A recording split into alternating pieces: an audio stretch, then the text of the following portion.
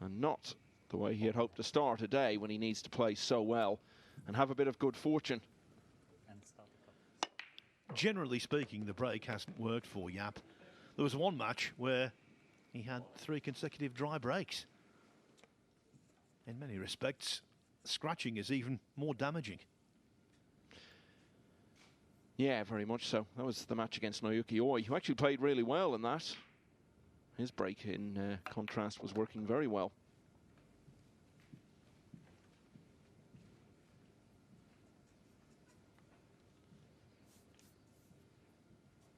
Kazakis, on the other hand, has played pretty well here. Some of his performances have been really good. His match against Oi actually was pretty close to perfection, really. Didn't put a foot wrong. 10 seconds.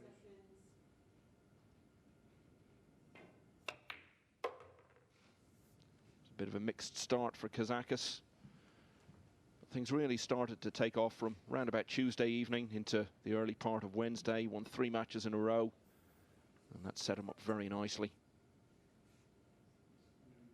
Heavily beaten in his last match, though, by Francisco Sanchez-Ruiz, 5-1. Sanchez-Ruiz is actually in play on the other table at the moment, looking for one more rack to beat Mieszko Fortunski by the same score. Nice little nudge there on the green 6 ball.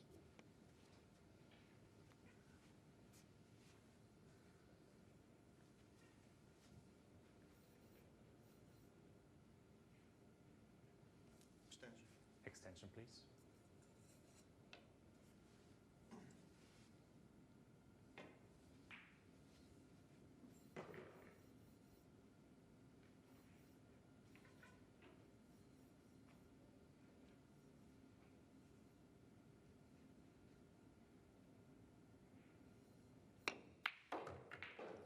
Knew that shot was really important.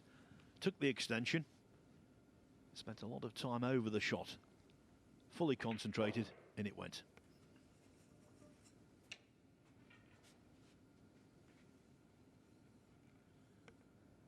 Looks like Fortunski is about to pull one back on table 2.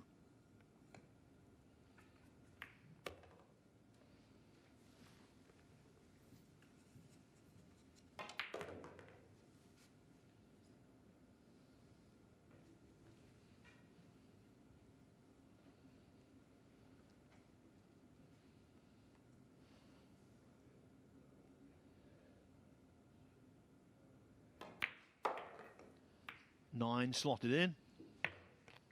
4-2 it is. And on table 1, this 9 is about to be slotted in also.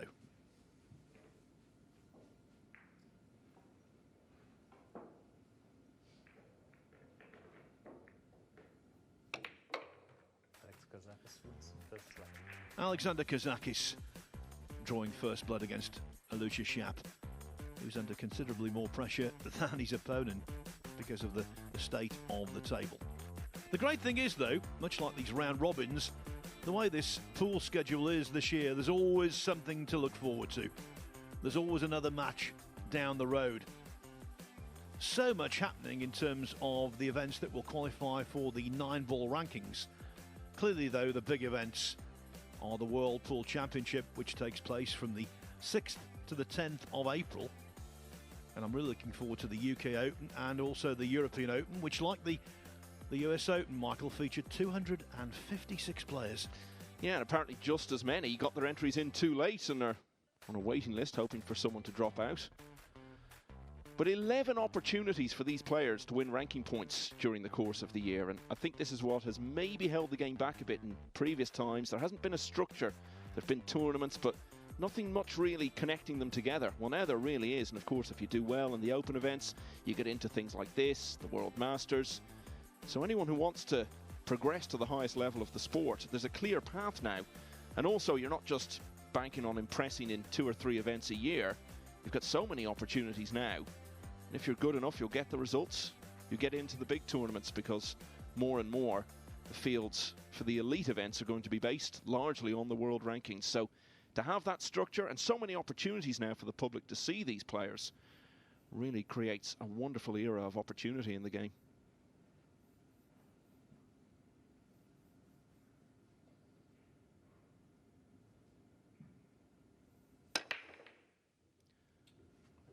from the 5th to the 8th of May, it will be the Whirlpool Masters in Gibraltar, where Alexander Kazakis is the defending champion. He'll be hoping that he doesn't have too many breaks in Gib like that.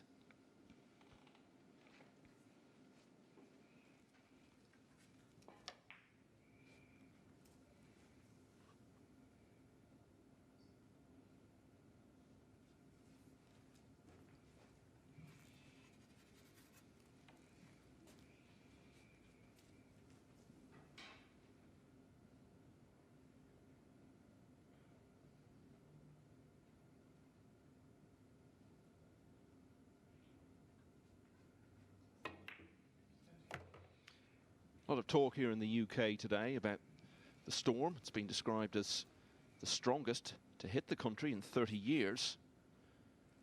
Well, Yapp knows all about playing a big tournament with a storm brewing outside. He was in the semi-finals of the World 10 Ball in Las Vegas back in September.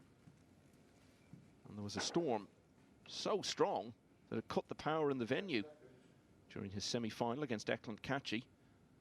And in the middle of the match, they had to take an unscheduled 2-hour break. Well, I've experienced personally that weather event in the desert southwest in America. They call it the monsoon. Normally arrives late July onwards. And although it's a desert, for a couple of months they are susceptible to very heavy rain. 10 seconds.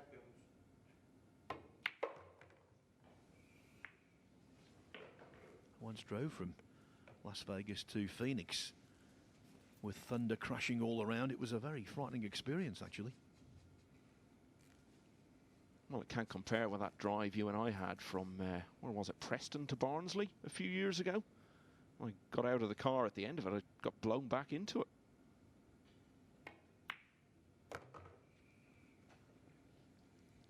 Yeah, going across the M62 on a February night doesn't quite compare with driving from Nevada to Arizona in the summer. Yeah, I've certainly never experienced anything like that night. Just glad you were the one at the wheel.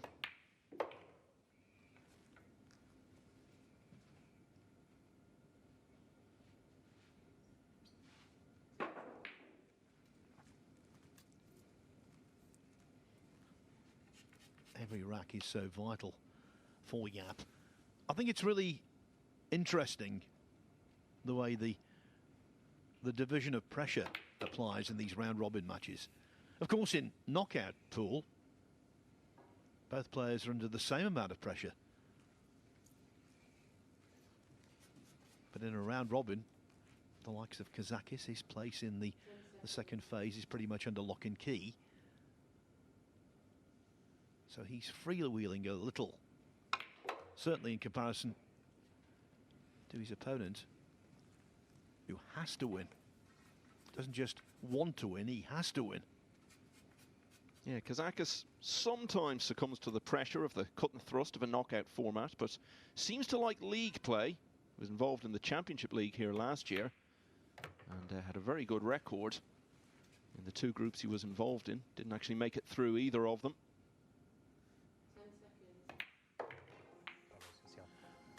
Yapp equalises. It is 1-1. Over on table 2, Francisco Sanchez-Ruiz and Mieszko Fortunski continues. 4-2. And there's no obvious chance here for Sanchez-Ruiz. Well, if Fortunski loses this one, then he's in a situation where really he may have to win all of his last 3 matches. Didn't start too well, turned it round a bit, but seems to have faded again. He lost all of his first 5 matches, then won his next 3. But he could be heading for his 3rd straight defeat here. So, been very streaky throughout this first phase.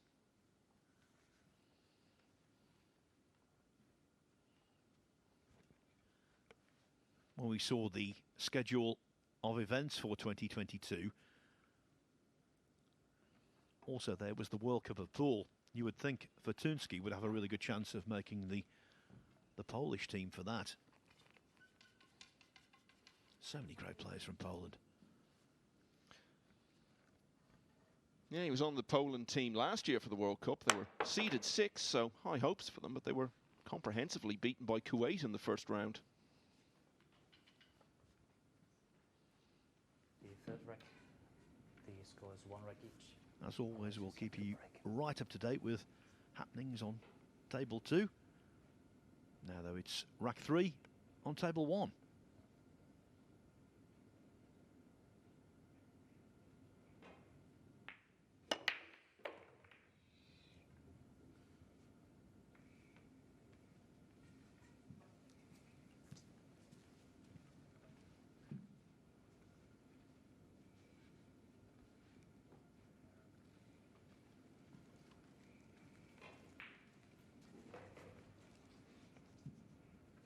Well, that could have been worse.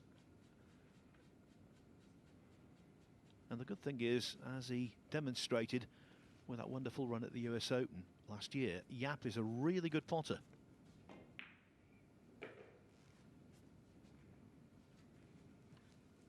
He thrived on the biggest stages, apart from the US Open. He also got to the last 16 of the World Championship, edged out Ralph Souquet to get there.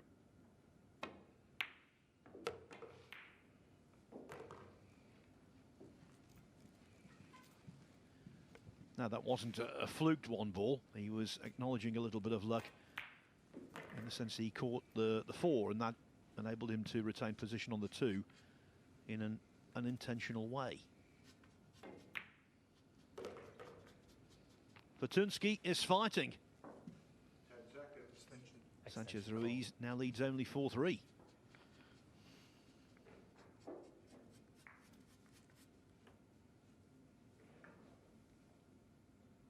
Yeah, he has battled hard for Fortunski. Even the matches he's lost, a lot of them have been close. He's had 3 defeats in hill finishes, including that one against Yapp last night, which could prove to be his most significant result, really, because it's sent him into today very much on the back foot. Having, as I say, turned it around, got those 4 straight wins after starting with 5 defeats.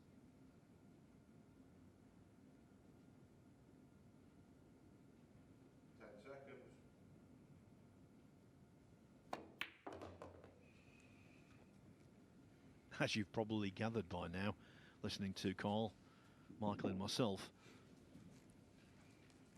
today's going to be really complex in terms of who gets through, who doesn't.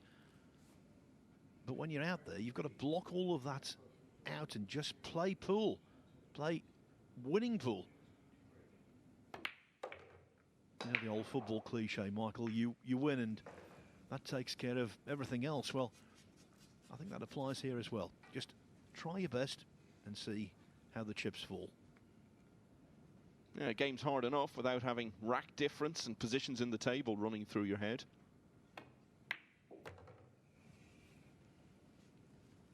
And the thing is, no matter what position you're in the table, well, you're only going to enhance it by winning. It's not as if you study the table long enough and figure out you don't actually need to win matches.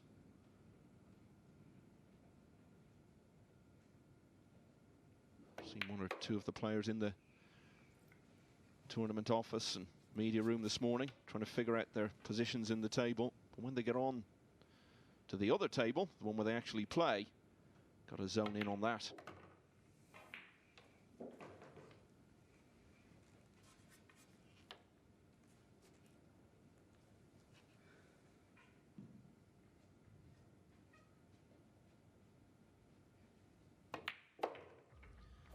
He was positionally fortunate off the 1 ball.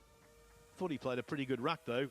Aloysius Yapp leads Alexander Kazakis 2-1. More pool in just a moment.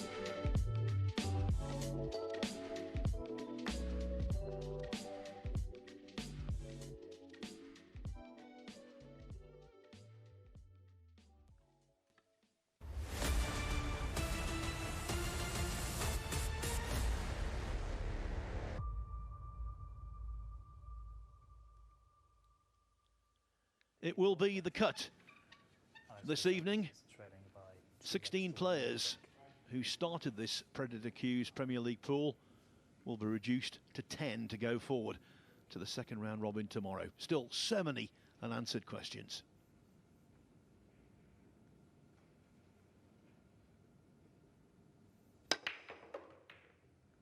News from the other table, Mieszko Fortunski continuing to battle well. He's got back to 4-all against Francisco Sanchez Ruiz. Though the man from Spain has broken in the decider.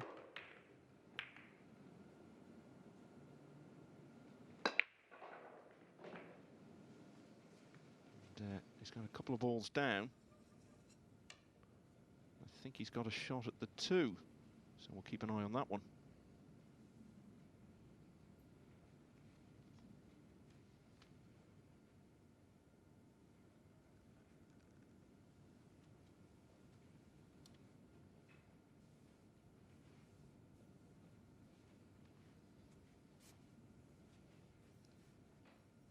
So the 6 was in.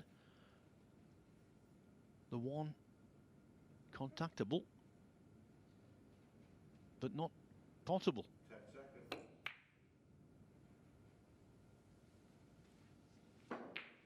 He's done well there to hold that cue ball. So easy to play that shot and maybe get into it a little too much.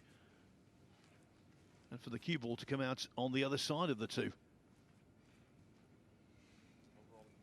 Over on table 2, Sanchez Ruiz did have a shot at the 2. He's played it very nicely. Finished well on the 3, which he's now potted. So it looks as though Fortunski's battling qualities may all have been in vain here, because this is a real chance for Sanchez Ruiz to close it out.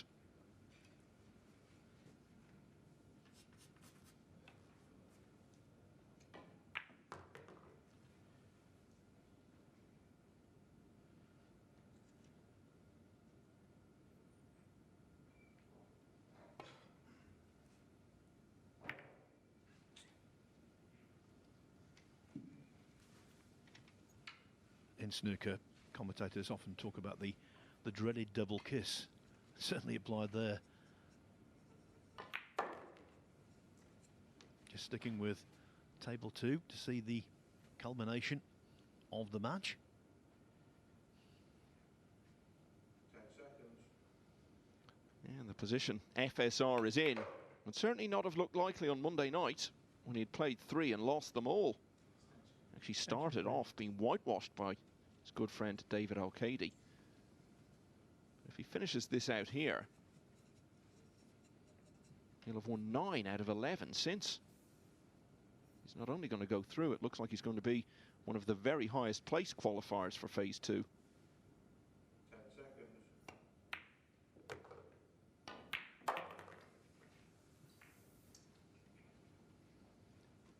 But a snag. Didn't want to make contact with the 9.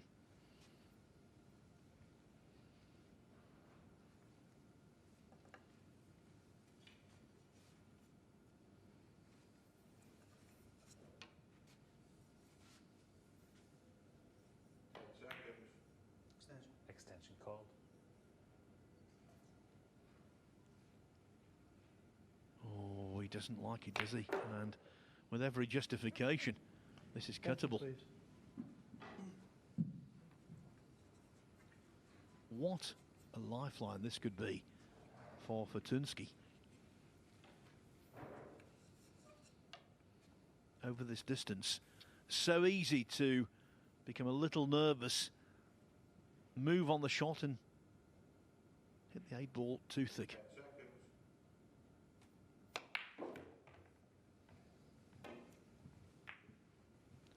Overcut it, missed it on the pro side, but by doing so, the cue balls run wild, and now it's Francisco Sanchez Ruiz who has the chance to knock it in.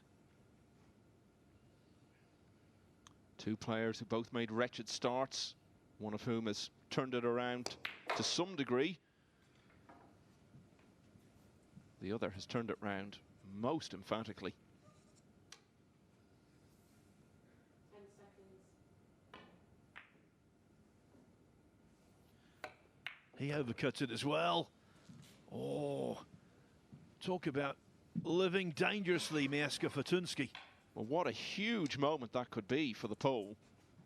He started the day outside the top 10 on only 4 wins, but he was one of the very few players who still had 4 matches left today. 10 seconds. And it looks as though he's going to win the first of them. Well, what a turnaround this has been.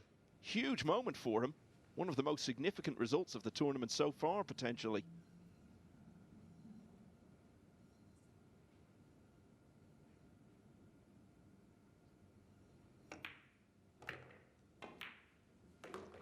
Two 9-balls struck within a split second of each other.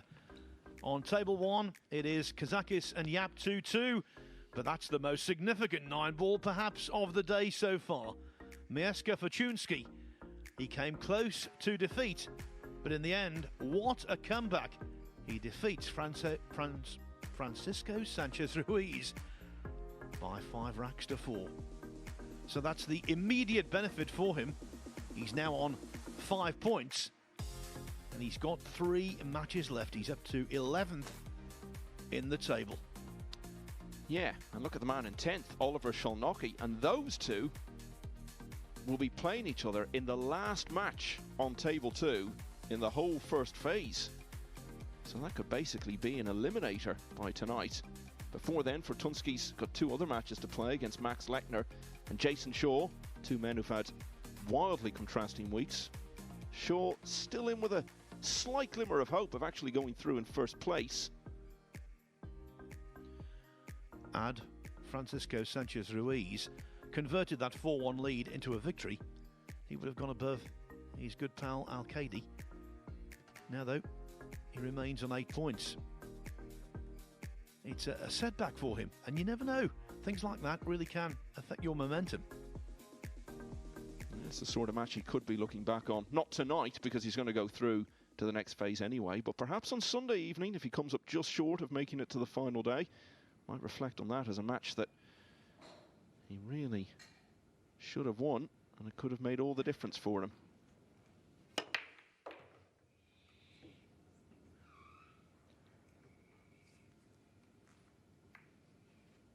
Next up on table 2, by the way, it is Shane van Boening looking to pile on the points at the expense of Max Lechner.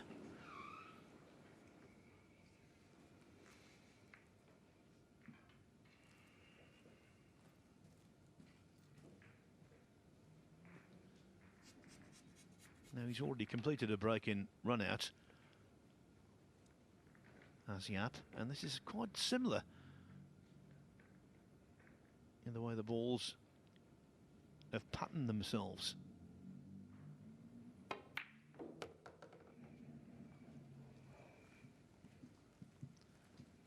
In the previous break and run out, he had to rely on a little bit of positional good fortune to drop on the 2, but the position there was basically guaranteed.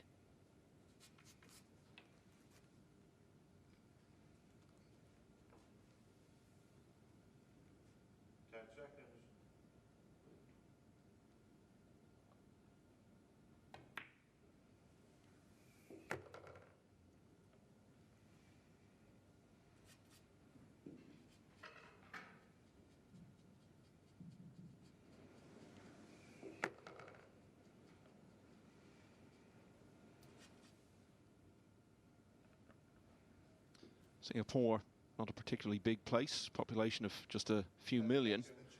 So they've not been renowned for big successes on the international sporting stage. Yapp, though, has been a gold medalist for Singapore in the Southeast Asian Games. Things like that really resonate in those countries. Anytime they have medal success in those Olympic-style events. So he does have a certain level of recognition in his home country.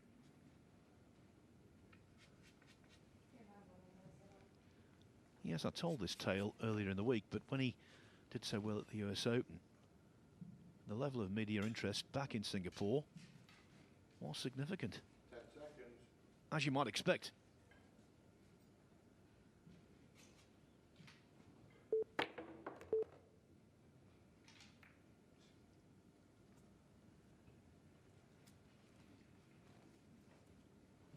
Now, it's always a little tricky to cut balls right down the side rail when you've got to go past the far middle pocket bump. Always the chance of just grazing that. 10 seconds.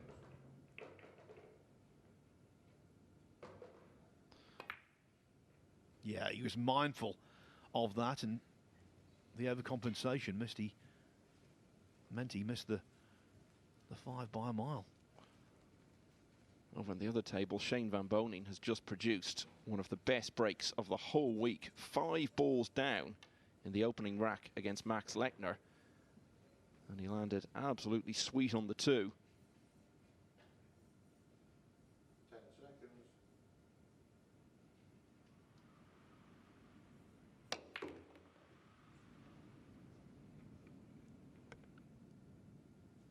That's a snazzy shot.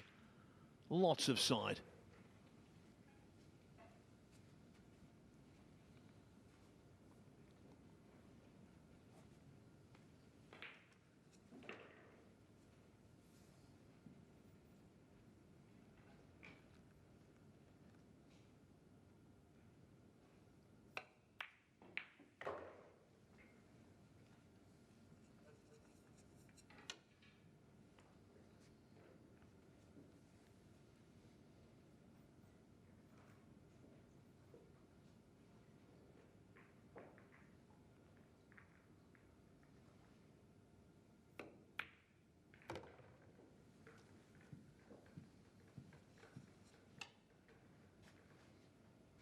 So Kazakis has taken this chance well. It's going to be 2 in a row for him as he goes in search of his 8th win of this first phase. Back into the lead at 3-2. We're going to have a look at that Shane Van Bonen break now, Phil.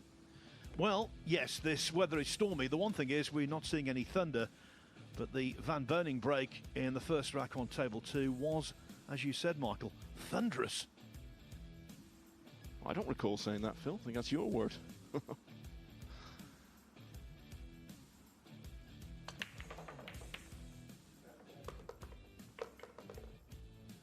Decimating the rack. What's more, an easy shot on the 2, an open 3, and away he went.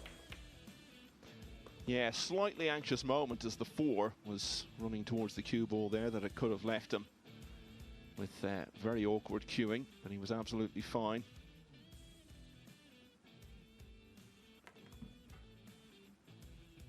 The speed the balls were moving at. Even for 9 ball, it was quite something. If he could break off like that every time, it would be the stuff of dreams.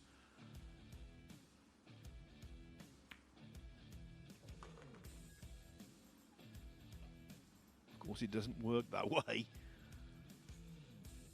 Can you imagine if it did in a winner's break format? For him, the most important shot of the match would be the lag. We saw that last night in one of the matches.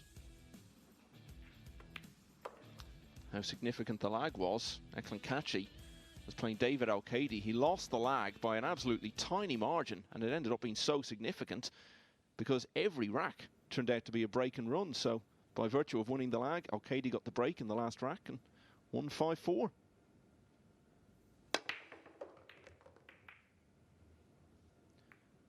In goes the 1. The cue ball unimpeded. Clear shot on the 2. And this is a chance to break and run. Yeah, he hasn't done that yet from either of his previous breaking racks in this match.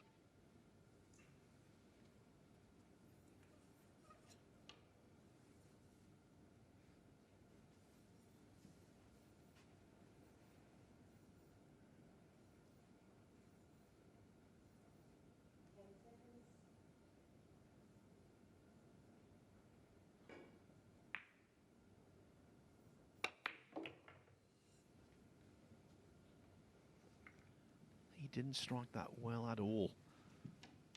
It was a dull contact. And we've seen this table is very responsive to deep screw shots. So that was all about player error. badly timed shot. And in the end, the reason he Extension called. held his hand in acknowledgement of the fact he'd been lucky was because to find that gap was lucky. Could have snookered himself.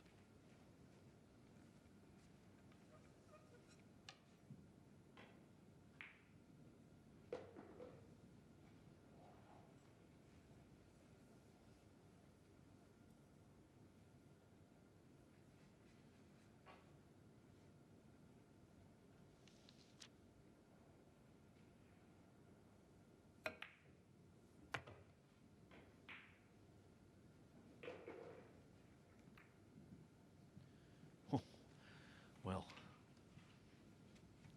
I think I'll just put myself on repeat.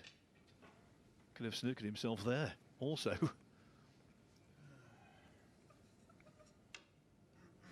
Yeah, he's getting the bits of good fortune here. One thing which has got to be a priority for him, Phil, is making another Mosconi Cup team.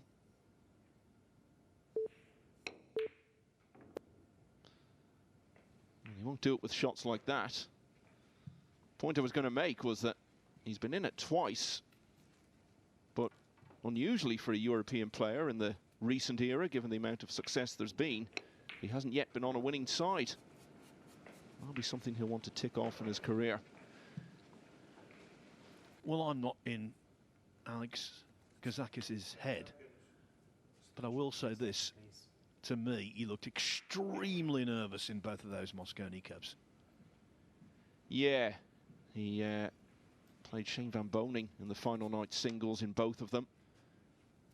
Key juncture in the tournament on both occasions, and he lost them both. And I do agree with you, and that's why I think if he is going to get back in the Mosconi team, that past record doesn't exactly lend itself to getting a pick.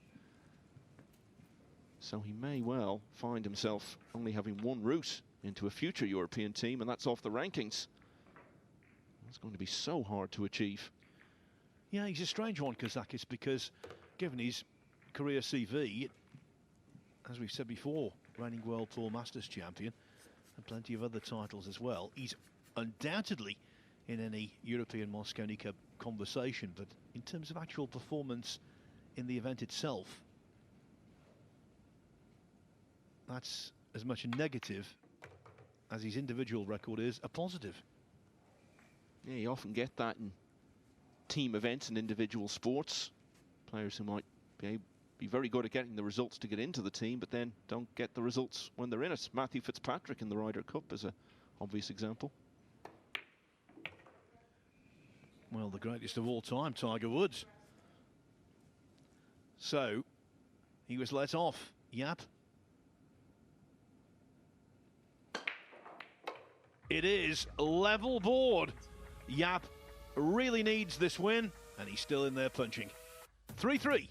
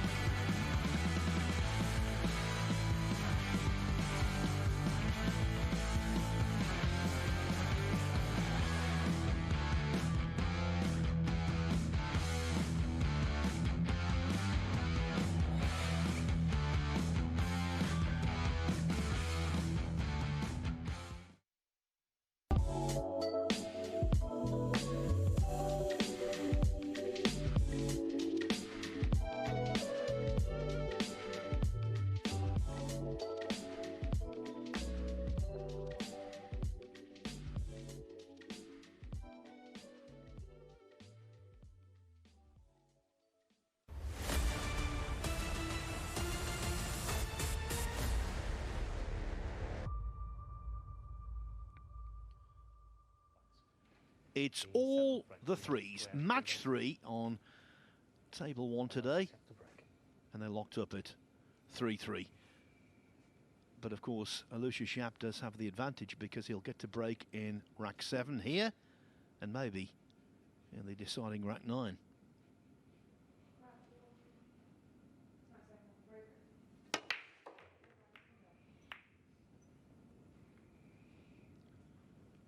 The one ball got kicked, but it's worked out okay. By the way, we're hearing about the first rack we saw of Shane Van Boening against Max Lechner. It lasted just over a minute. I think that's the quickest rack we've seen, barring, of course, golden breaks, or the rack yesterday that was awarded to Shane Van Boening when Eklund Kachi turned up late. Yeah, the Van Boening rack timed at 1:11.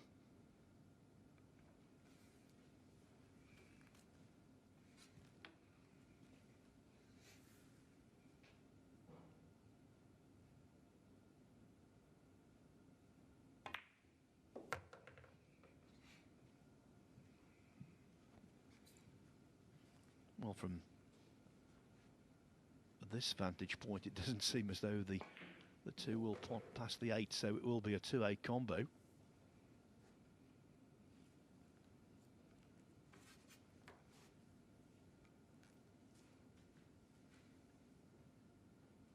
seconds. Extension, please. There's two things to work out with these combinations. One, obviously, how you make contact with the 2 to then pop the 8, but then how you retain position on the 2 after that.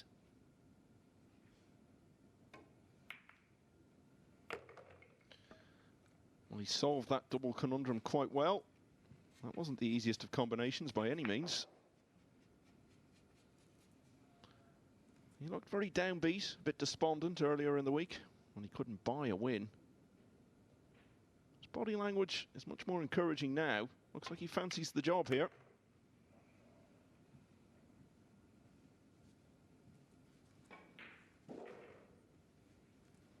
Max Lechner looks like he's closing to 3-1 down against Shane Van Boening on the other table.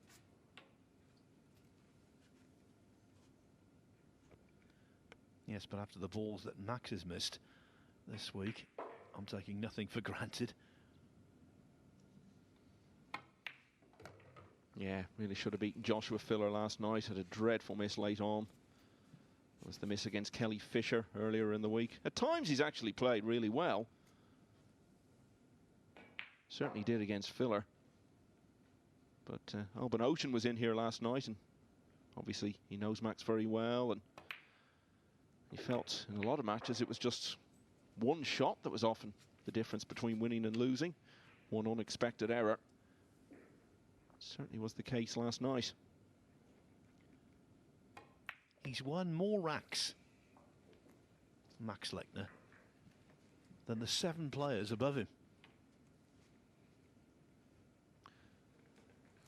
Yeah, well, when he started off with that run of 9 defeats in a row, 8 of them were either 5-3 or 5-4. So it wasn't like he was getting blown out of sight and couldn't find his game.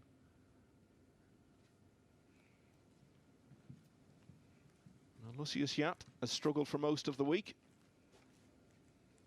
but he's just gradually finding his game as well. And he's back in front now, first to the hill at 4-3. And with Yapp, he has 2 more contests to come as well. So, for him to be in the second phase tomorrow is not an impossibility. It's a realistic chance. Yeah, and it would be quite an achievement for a player who only had 1 win after 8 matches. When we were over at Harrods in Atlantic City last September, he just grew in confidence as the tournament went on, that US Open, and I genuinely thought he was going to win it. Of course, it didn't quite work out that way, but I think he gave himself an immense amount of confidence by what he achieved there against the very best in one of the biggest tournaments you can ever compete in.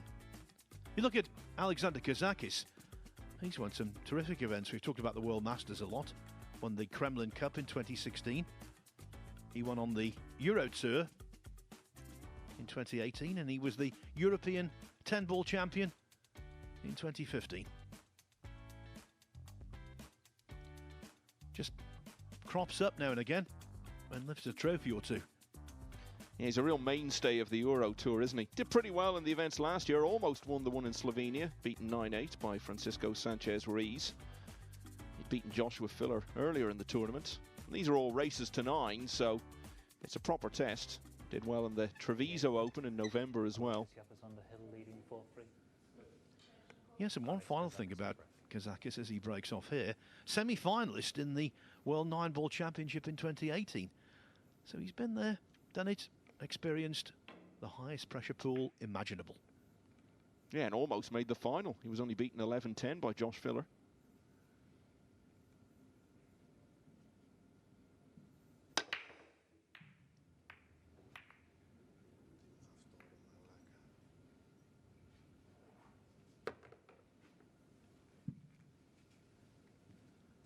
Well, that rogue 3-ball found its way into the bottom right-hand pocket.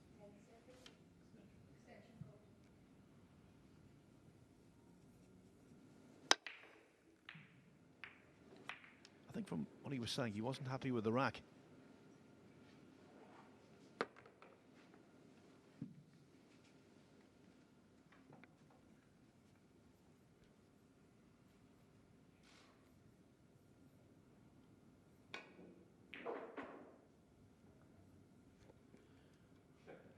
I'll tell you what, we've just seen an extraordinary shot over on table 2.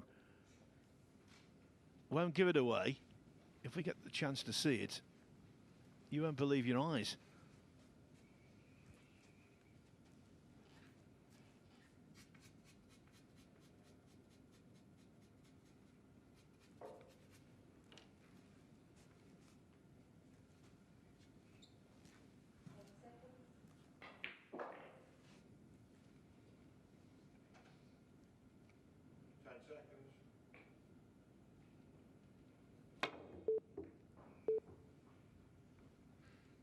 Just the thinnest of contacts made. This is the shot I was talking about. Cue ball into the pocket and then repelled. It might not make an awful lot of difference because Shane Van Boning then potted the 3, screwed back for the 4, and he should clear up. But that was amazing. 10 seconds.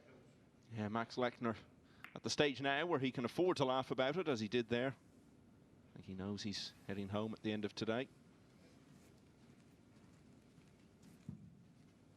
There'll be better days ahead for him. As I said, we've seen flashes in this tournament of how well he can play. It's just been the key shots along the way that have let him down.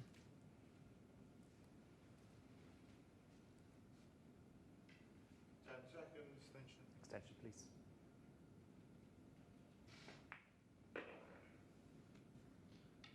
Van Boning has a simple 9-ball now to go 4-1 up in that one.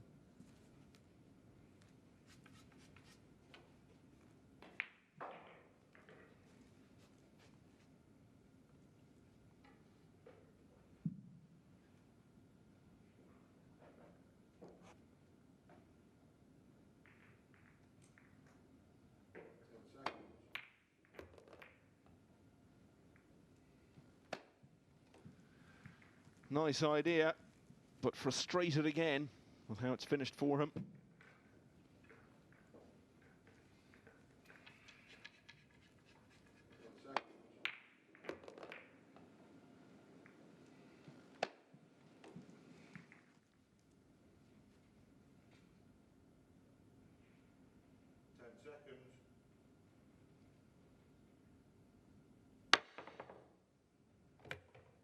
Oh, but what about this for a recovery if it rolls just a little further?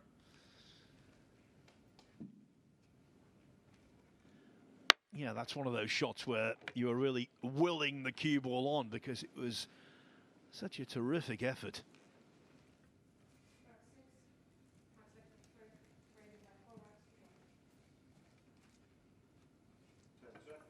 Nothing coming easily for him at the moment. This, though, is clippable. But these 4-inch pockets... Hang about, hang about. They'll always take the ball in, these 4-inch pockets, even if it's delayed. Yeah, and I think he was due a bit of good fortune.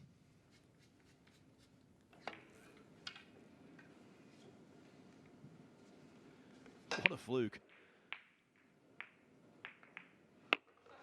We're watching it and felt like it was going in slow motion, even in real time. Oh, but to go from that to what has followed on the 4, that's probably going to be end of rack and a hill finish, but Yapp does have the consolation of knowing he'll have the break in the deciding rack. Well, pool coaches around the world will be watching that particular shot and saying, well, at least he cued it straight.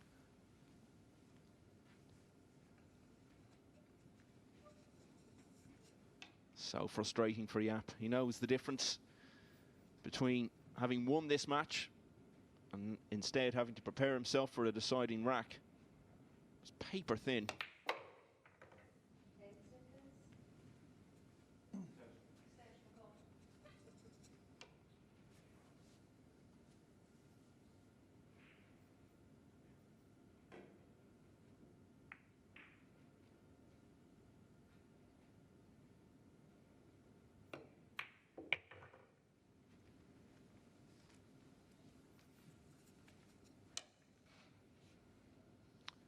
So now Yapp is heading into surely his most significant rack of the week so far, because really if he loses it, that could be game over for him.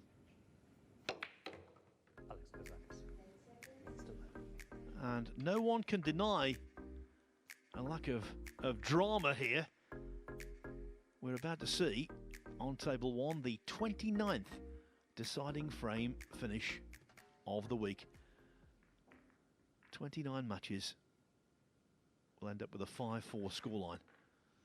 I think we'll see an even higher proportion of 5-4 finishes once we get to the later stages, because in some matches where players have been going in, not really playing well this week and just been blown away quite easily. Well, obviously anyone who's made it through to the second, or in particular the third phase, is obviously reasonably well in stroke.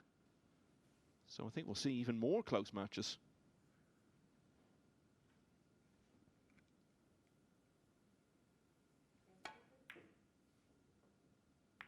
On table 2, the middle pocket jaw denied Max Lechner position, and now he's stuck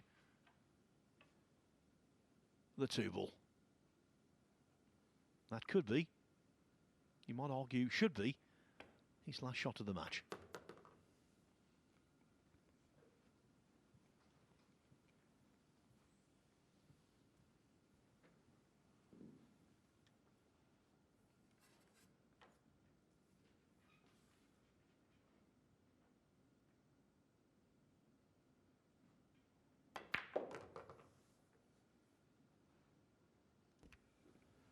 The final rack. Super shot from Van Boning to create that angle, and now he's got a gilt-edged chance to win. Back to table 1. This break, crucial.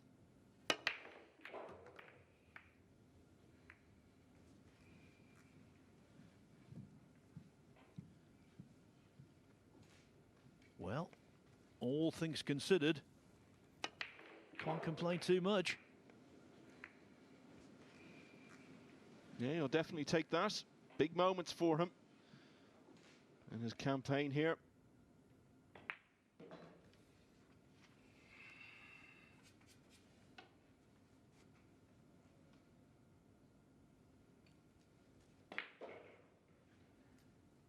One more look for what's a very significant shot for him.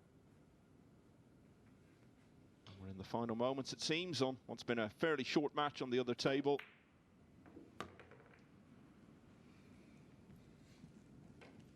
Shane Van Boning defeats Max Lechner 5-1. Van Boning moves on to 9 wins now, and he's still got a couple more matches to add to that, so he can put himself in very good position going into phase 2. if he maintains that momentum for the rest of the day. Back here, Yapp has played that one about as well as he could have hoped to. 10 seconds. Extension called. And such a good chance here now, Phil, to get to the line for a much-needed victory. This could be the pivotal shot, jacking up. He can always put unwanted side on. Quite often with this kind of shot, you see the ball overcut.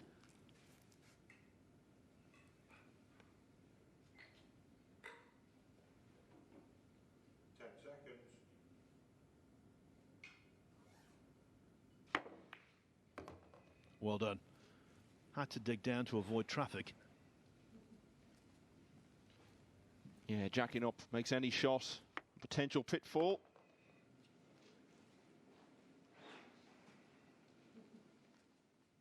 Even if he wins this match, still every chance that he won't get through to the next phase over the weekend. But credit to him for not letting his shoulder slump too much. I think one or two other players maybe have this week when things haven't been going their way. He's 5 balls away here from making it 4 wins from his last 5 matches.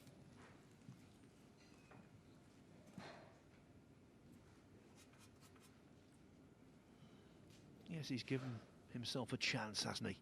That's the main thing. Put yourself in the ring.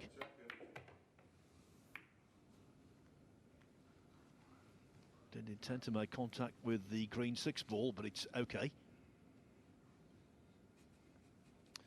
Just talking about players whose shoulders have dropped when things haven't been going their way this week. Kazakis falls into that category. He's playing a bit better now. He's next up on the other table against Skylar Woodward, who had such a crucial win over Albin Ocean earlier and is now on 6 wins. You feel if he can beat Kachi, he'll basically have the job done with 2 matches left to play.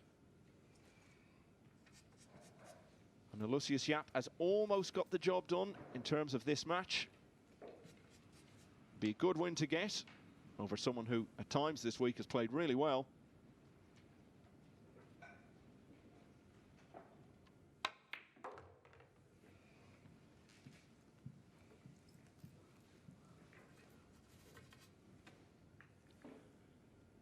Hanging on by a thread.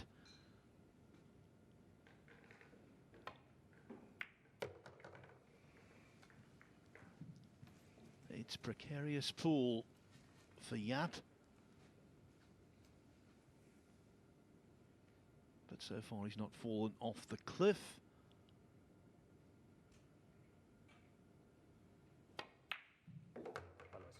He's okay. That really was determined stuff. He defeats Alexander Kazakis by 5 racks to 4. The chances of Yapp making the second phase are still